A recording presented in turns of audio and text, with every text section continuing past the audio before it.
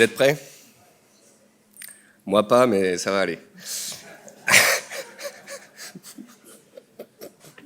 J'espère que c'est pas filmé. Messieurs, dames, bonjour. Je suis enchanté de vous retrouver. Donc, je m'appelle Nicolas Chéron, je suis analyste boursier depuis maintenant près de 15 ans. Donc c'est vrai que ça fait un bout de temps. Hier soir, on discutait avec beaucoup de jeunes de la communauté crypto et je me rends compte que ça fait un petit bout de temps que je suis les marchés. Et je vous dis ça parce que, quoi que je dise dans cette présentation, je voudrais que vous reteniez que, en fait, j'ai choisi ce sujet parce que aujourd'hui, on a énormément de gens qui s'intéressent à la bourse. Avec le Covid, on a eu 450 000 traders en France, enfin, traders, investisseurs, personnes qui se sont intéressées de près ou de loin à la bourse, à l'investissement boursier et donc aux cryptos, en grande partie. Et on a énormément de gens donc qui veulent faire du trading. Voilà. Et je pense qu'aujourd'hui, ce qu'il faut faire, c'est de l'investissement et commencer le plus tôt possible. Donc on va parler du trading, de l'investissement, mais je vous fais la conclusion en avant-première. Le but, vraiment, c'est la création de patrimoine, de valeur, de long terme. Et ça se fait non pas avec le trading, mais en investissement. Bon, j'espère que cette présentation vous plaira. Je ferai de mon mieux. Ça va bien se passer. Un petit avertissement sur les risques, hein, toujours. Voilà. Donc au sommaire... Les informations, graphiques, chiffres, opinions ou commentaires, vous êtes responsable de votre aide. Voilà.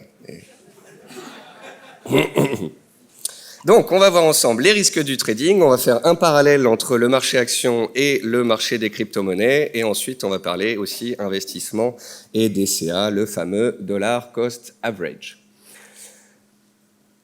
Alors, trader le marché, c'est toujours, voilà, ça fait vibrer. Le mot trader, trading, on a l'impression que c'est des gains faciles, des gains importants. Moi, ça fait des années que je rencontre des investisseurs individuels. Je peux vous dire qu'entre les conférences ici et d'autres, j'ai rencontré, je pense, plusieurs milliers d'investisseurs. Aujourd'hui, je ne connais qu'une poignée de traders qui sont rentables et qui en vivent. Trader, c'est un métier à temps plein. C'est une activité professionnelle en soi. Ça demande un matériel, ça demande une rigueur très importante, ça demande un capital important. Il faut savoir que quand on fait du trading avec une société, on va au final payer 60 à 70% de ses gains en taxation, impôt sur les plus-values, etc. Donc beaucoup de gens se disent demain, si j'arrive à faire du trading sur les cryptos ou sur les actions, que j'arrive à dégager 100 € par jour, soit 2000 € par mois, je vais pouvoir en vivre. C'est totalement faux et erroné. Il ne faut pas se faire comme ça de plan sur la comète. C'est vraiment une activité particulière et quand il faut faire les courses à la fin du mois avec les gains du trading, je peux vous dire qu'il y a un stress, un poids qui pèse énormément sur la personne. Il faut un mental d'acier pour y arriver, il faut des règles, il faut un money management, il faut une psychologie vraiment solide. Et il y a très très très peu de gens qui sont faits pour ça. Voilà. Chaque année, on a des milliers de personnes en France qui s'essayent au trading. Quand j'ai commencé, il y a un peu plus de 10 ans, il y a eu la mode du Forex, donc du trading sur le marché des changes, avec des leviers 200, hein, c'était la fête. Ensuite, il y a eu les options binaires. Ensuite, on a eu l'avènement des CFD et maintenant de la crypto. Alors, on est un événement crypto, donc il faut quand même pas mettre tout ça dans le même panier, mais si vous voulez, ce sont différentes classes d'actifs, différents marchés qui ont été mis en avant par des courtiers, avec énormément de publicité et avec un nombre de personnes qui s'y mettaient qui était vraiment très important. Or, mon constat après 15 ans dans l'industrie boursière, c'est que 90% des particuliers perdent de l'argent ou sous-performent en tradant, tout simplement.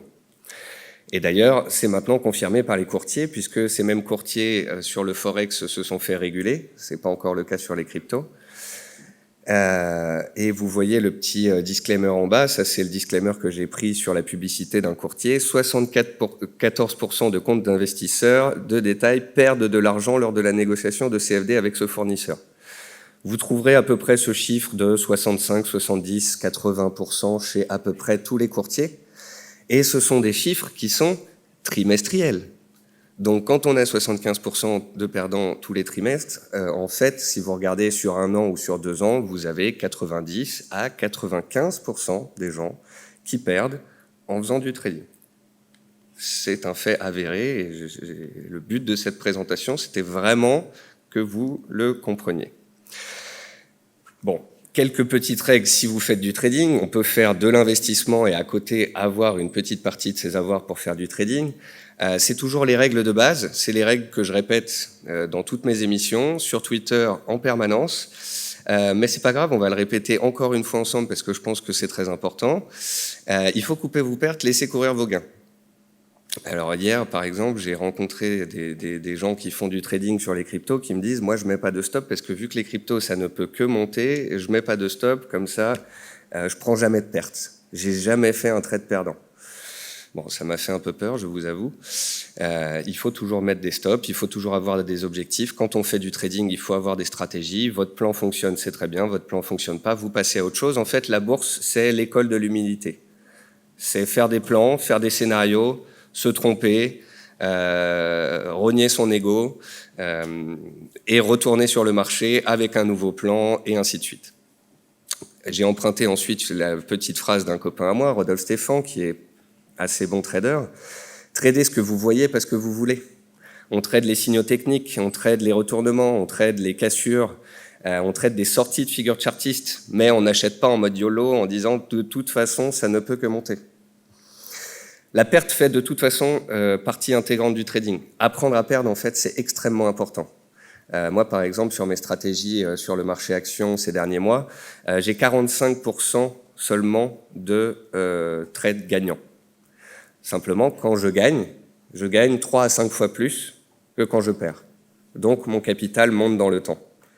Et donc, perdre, c'est vraiment pas important, c'est même légitime et il faut que vous gardiez ça en tête. Quand vous faites du trading, après, il y a la notion aussi de repos de l'esprit.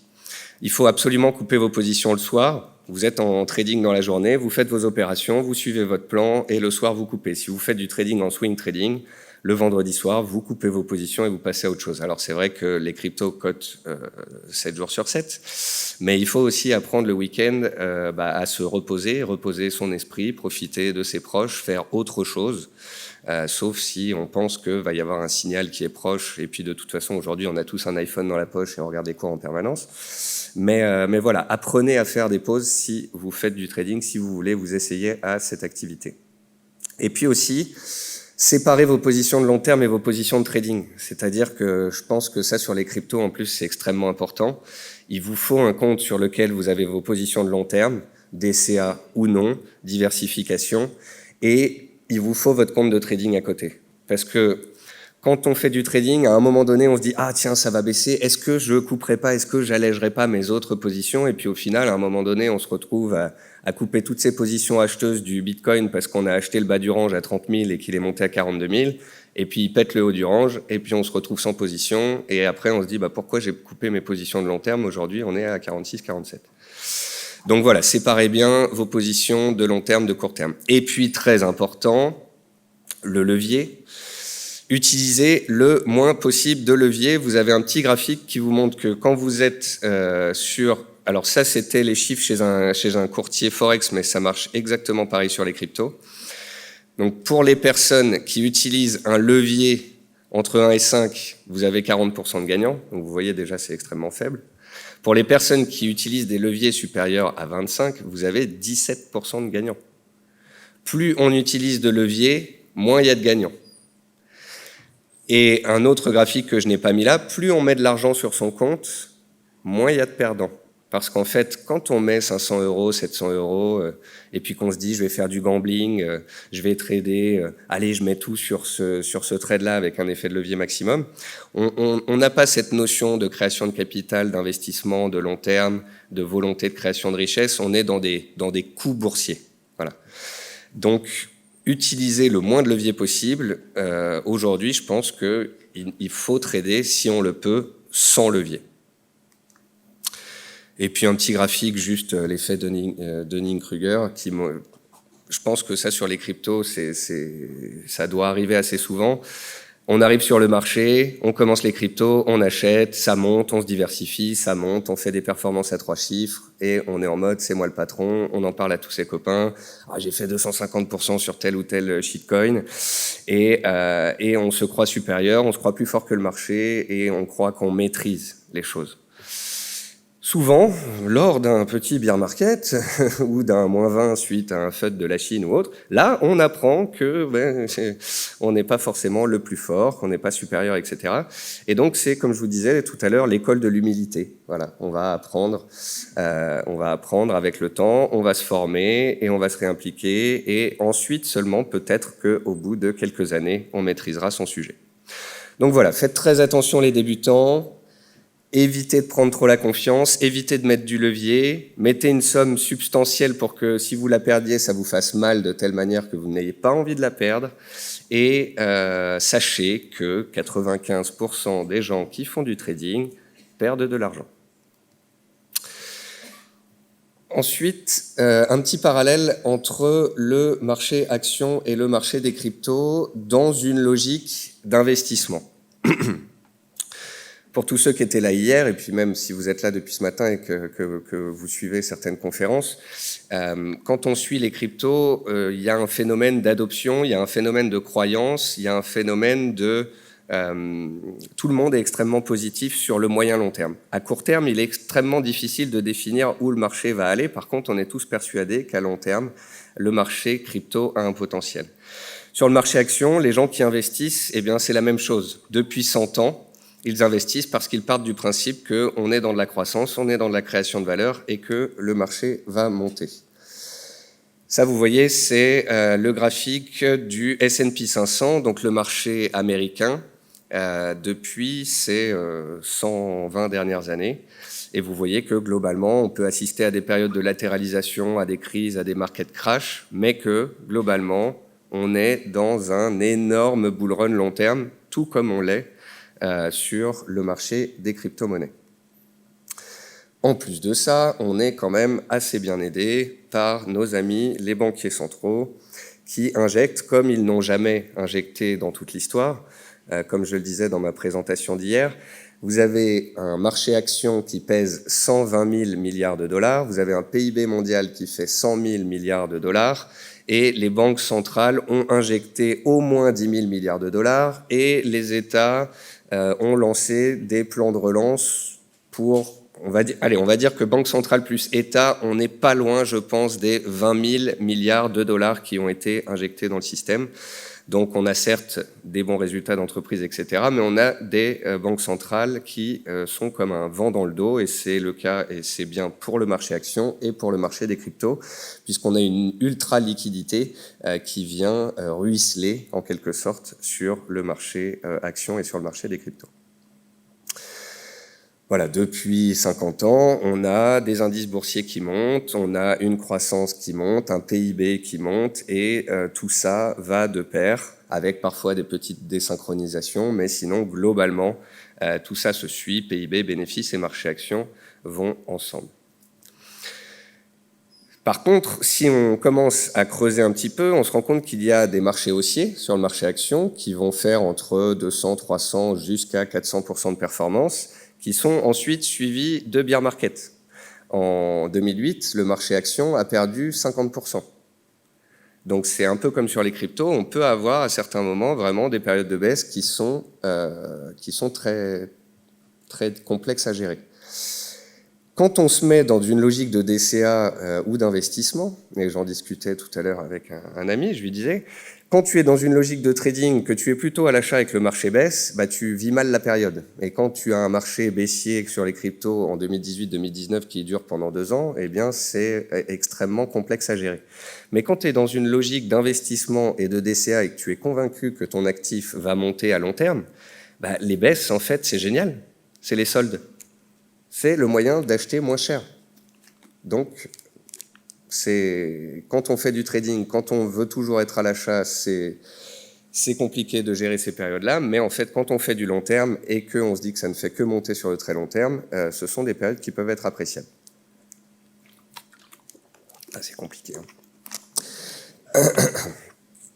Ça, ce sont des simulations pour vous montrer en fait les scores de performance que donnent des setups.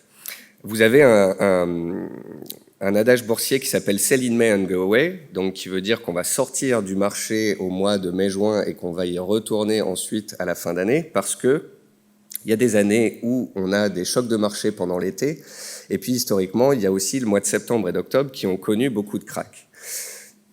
Donc on fait tout simplement un exercice où on se dit, si je suis acheteur du S&P 500 et que je sors toutes mes actions au mois de mai et que je reviens en octobre, est-ce que je vais avoir un meilleur score? Ou si je fais l'inverse, que je reste pendant la période mai à octobre et que je sors pendant l'autre période, qu'est-ce que ça donne?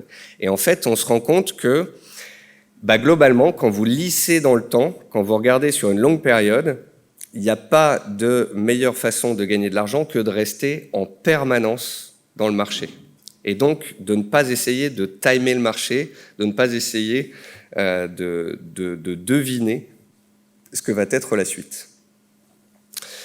Là, par exemple, vous avez les comparaisons entre 3 portefeuilles boursiers, entre une personne qui va investir et puis qui, en 2008, c'est la courbe orange, va sortir à cause du crack, va avoir peur et ensuite va mettre simplement 10% de son salaire de côté et continuer d'épargner gentiment et va avoir au bout d'une certaine période de temps, donc autour de 500 000 $. En bleu, vous allez avoir une personne qui va essayer de sortir pendant les bear markets et de re-rentrer par la suite quand le marché revient haussier et il gagne à long terme 615 000 $. Et en fait, en vert, vous avez celui qui ne touche à rien. Et donc, en fait, l'investisseur passif, celui qui essaye pas de timer le marché, celui qui essaye pas de sortir pendant des cracks, qui se fait pas des frayeurs, eh bien, c'est celui qui, sur le moyen long terme, va faire le plus de performance. Et je pense que c'est la même chose sur le marché action que sur le marché crypto. Le marché crypto, lui, est un des marchés les plus haussiers de la planète. C'est ce que je disais dans ma conférence hier. Il n'y a pas d'actif qui est plus puissant aujourd'hui en termes de performance que le marché des crypto-monnaies. Là, vous voyez un vieux graphique de 2019 ou 2020 qui compare donc le Bitcoin au Nasdaq et à Tesla. Et en fait, vous voyez ni le Nasdaq ni Tesla parce qu'en termes de performance, ils sont complètement dans les choux par rapport à l'énorme score qu'a fait le Bitcoin ces 9 dernières années. On sait que quand on investit dans Bitcoin, on investit dans un méga-trend. Le concept de méga-trend, c'est que ce sont des tendances qui sont très long terme et qui sont amenées à se passer. Là, je vous ai pris un graphique qui montre des méga-trends de la tech. Ça n'a pas forcément de rapport avec la crypto-monnaie en soi, mais il y a un méga-trend du vieillissement de la population. Il y a un méga-trend des énergies renouvelables. Il y a un méga-trend de la digitalisation. Et c'est sur ce méga-trend-là de la crypto-monnaie que l'on pense tous, je pense ici en partie, que il y a encore énormément de choses à faire, énormément d'applications à mettre en œuvre. Et je vous disais tout à l'heure que la capitalisation boursière mondiale fait 120 000 milliards de dollars. Le marché des cryptos aujourd'hui pèse à peine 2 000 milliards de dollars. Donc si demain on devait être dans un monde absolument digitalisé avec énormément d'applications et de projets, il ne serait pas inimaginable que l'ensemble de la capitalisation boursière des crypto-monnaies puisse un jour faire 10 000 milliards de dollars, soit 10% du PIB mondial. Ça, c'est un graphique que tous les bitcoiners, je pense, connaissent et utilisent. C'est la comparaison de la courbe d'adoption des crypto-monnaies et de l'Internet. Et on voit qu'on est absolument sur le même trend, avec une adoption qui est absolument énorme, qui évolue par vagues, mais qui est en gros constante quand même et forte dans le temps. Et potentiellement, voilà, aujourd'hui, je crois qu'on avait plus de 150 millions d'adresses qui détenaient au moins 10 $ de Bitcoin récemment. Et potentiellement, la prochaine vague pourrait nous emmener à 500 millions, voire 1 milliard de personnes. Et c'est là où potentiellement, voilà, on pourrait avoir une adoption énorme et une envolée de la capitalisation globale des cryptos. Donc, de la même manière que l'investisseur action constate que le marché haussier sur 100 ans, l'investisseur crypto, même si le marché est plus jeune, constate qu'il ne fait que monter depuis ses débuts, même si on connaît des bull runs et des bear markets.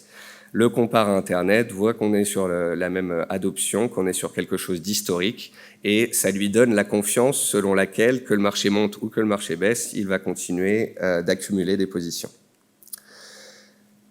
Parce que il y a sur le Bitcoin quand même des particularités. Le marché des cryptos est très intéressant, Bitcoin est très intéressant, il est extrêmement volatile, il est extrêmement puissant dans le temps puisqu'il fait une performance qui surperforme l'ensemble des actifs boursiers, mais il connaît aussi des corrections et des bear markets qui sont quand même extrêmement puissants. La pire baisse du marché des cryptos, c'était moins 87% pratiquement entre un top et un bottom. Et encore en 2017-2018, alors qu'on avait déjà une adoption forte et énormément de gens dessus, on a de nouveau perdu 83%. Donc celui qui fait du trading en souffre, celui qui fait de l'effet de levier explose en vol. Celui qui fait de l'investissement ou du DCA profitera par contre de ces façons de faire, de ces trous d'air, de ces bear markets pour pouvoir justement se renforcer. En fait, c'est ça qui est intéressant quand on étudie un actif boursier. Il y a des actifs et des actions même qui ont leur façon de faire. Pour ceux qui suivent peut-être mes émissions, il y a une action par exemple, vous regarderez si vous voulez, qui s'appelle Equinox. Il n'y a pas beaucoup d'actions en fait qui fonctionnent comme elle. Elle va monter régulièrement, puis de temps en temps, elle va perdre 10-15%, puis elle va repartir. Et en fait, le débutant va se dire, bah, c'est pas pratique du tout, je suis rentré dans la montée, elle a perdu 10-15%, j'avais mis un stop, je me suis fait sortir, j'ai perdu de l'argent, je la trouve pas pratique, etc. L'investisseur avisé qui va étudier le comportement de l'actif sur lequel il intervient, il va se dire, ah tiens, à chaque fois qu'Equinox donne un signal haussier, ensuite elle perd 10-15% pour revenir tester le niveau qu'elle vient de casser, puis elle redémarre. Et donc, il va mettre un ordre d'achat à court limité, 10 à 15% sous les prix, en se disant que si elle devait faire comme d'habitude, eh bien, il aurait un achat à court limité qui va être déclenché sur le trou d'air et il va rentrer à moins 10% et dès le lendemain, il va être en gain de 10% avec une position sécurisée. Sachant cela, sur le Bitcoin, c'est la même chose. Et quand on a des corrections extrêmement fortes ou quand on a un bear market, eh bien, en fait, c'est la meilleure opportunité pour pouvoir en accumuler et non pas la fin du monde. D'autant plus que quand on regarde le graphique du Bitcoin sur le long terme, eh bien, c'est comme le graphique du marché action que je vous ai montré tout à l'heure sur 100 ans. C'est un marché. Il n'y a pas de marché en fait plus haussier que ça sur la planète aujourd'hui. Alors, il y a le Nasdaq, certes, qui est to the moon en permanence en ce moment, mais en termes de performance, le Bitcoin est vraiment au-dessus. Il agit avec des bull markets et des bear markets, mais sur le très long terme, il ne fait que monter. Et donc, celui qui ne va faire qu'accumuler des positions dans le temps sera forcément, dans le temps, gagnant. C'est pour cela qu'il faut faire de l'investissement et du DCA. C'est aussi pour ça qu'il faut faire très attention aux réseaux sociaux, très attention à certains youtubeurs, très attention aux groupes Discord, WhatsApp ou autres où vous avez des gens qui donnent des conseils sur quand est-ce qu'il faut acheter, quand est-ce qu'il faut vendre. La plupart de ces personnes-là vendent des conseils, vont avoir des bonnes périodes et puis un jour, parfois, vont complètement perdre pied et vont vous emmener avec eux. Ce que vous devez faire, c'est vous former. Ce que vous devez faire, c'est comprendre votre profil, savoir ce qui vous convient à vous, savoir comment ne pas stresser. Et donc, c'est l'apprentissage de l'investissement plutôt que l'apprentissage du trading que vous devez, je pense, creuser pour pouvoir à long terme mieux maîtriser votre temps, votre stress, vos avoirs et créer de la richesse. Ça, c'est un graphique qui vient un peu corroborer ce que je vous disais tout à l'heure. C'est le pourcentage d'investisseurs qui perdent de l'argent sur le S&P 500, donc l'indice directeur américain, en fonction de la durée d'investissement. Et on constate quoi? On constate que des personnes qui restent investies plus de 10 ans sur le marché, eh bien, il y a 88,5% de gagnants. Il y a 11,5% de perdants.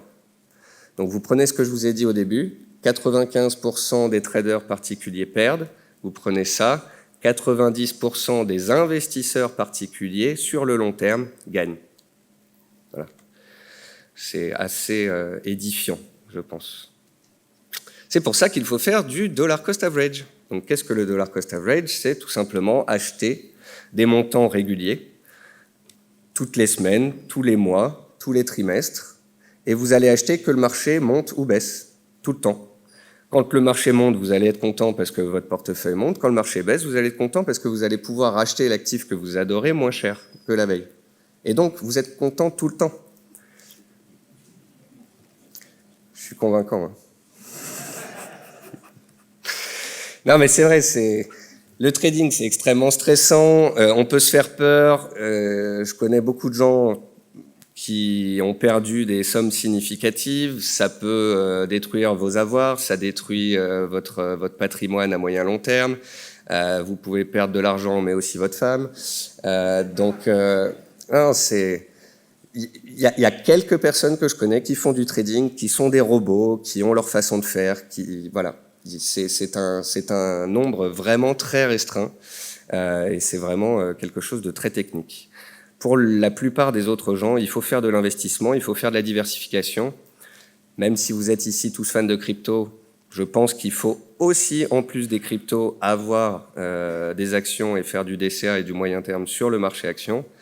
Et en fait, il y a souvent des gens qui disent « faut pas faire des actions ou des cryptos, faut faire de l'IMO » ou « faut faire des actions mais pas des cryptos parce que ça vaut zéro ». Ou d'autres qui disent « faut faire des cryptos parce qu'un jour le marché action va disparaître et il restera que les cryptos ». Je pense que dans le temps, il n'y a qu'une seule stratégie qui fonctionne, c'est d'avoir de tout en fait. C'est d'avoir de tout, d'en acheter à tous les prix et de se créer un patrimoine sur le moyen long terme. Il y a beaucoup de gens qui se disent ah il faut que je mette une grosse somme ou bien je vais mettre une petite somme et je vais trader en levier pour essayer de faire monter mes performances. Ce qu'il faut faire quand vous débutez, c'est prendre votre somme de départ, vous faire un petit tableau Excel où il y a même des très bons sites pour ça et vous mettez le montant que vous allez mettre par mois. Ça permet à des gens qui n'auraient par exemple que 50 € par mois à mettre de se dire « Ah, si je mets 50 € par mois pendant une période longue, avec la performance de cet actif sur le long terme ou avec sur les actions les intérêts composés, dans 20 ans, je peux avoir des dizaines de milliers d'euros et je vais pouvoir me payer soit un bout d'une maison, soit une voiture, soit financer un projet que j'avais depuis longtemps. » Et c'est en fait en extrapolant votre stratégie sur le moyen long terme que vous allez voir que ça va vous faire un peu plus vibrer et que vous vous direz que vous n'allez pas faire du trading. Du coup, si vous voulez faire du DCA, vous allez sur un super site. Alors, je ne sais pas si vous connaissez, ça s'appelle Stackinsat. On les félicite d'ailleurs pour l'organisation de ce magnifique événement. Et vous allez faire un tour sur Stackinsat et voilà, vous mettez vos chiffres. Si j'investis 50 € chaque semaine pendant 2 ans, et là par exemple j'avais fait une petite simulation. Vous allez mettre en fait sur cette période de 2 ans 5250 € et avec l'appréciation globale moyenne de votre marché, vous allez avoir 18 730 € au bout de 2 ans. Et je pense qu'il est jamais trop tard pour le faire.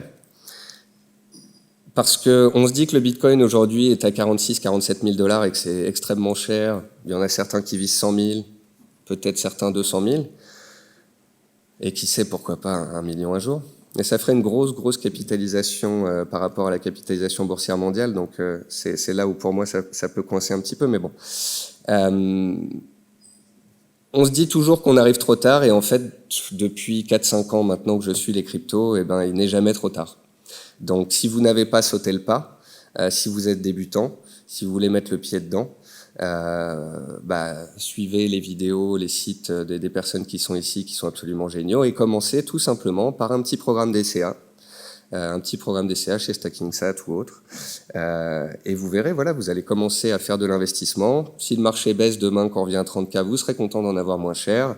Si on casse les 60 000 to the moon, vous serez content, vous en aurez déjà, et vous continuerez d'en acquérir.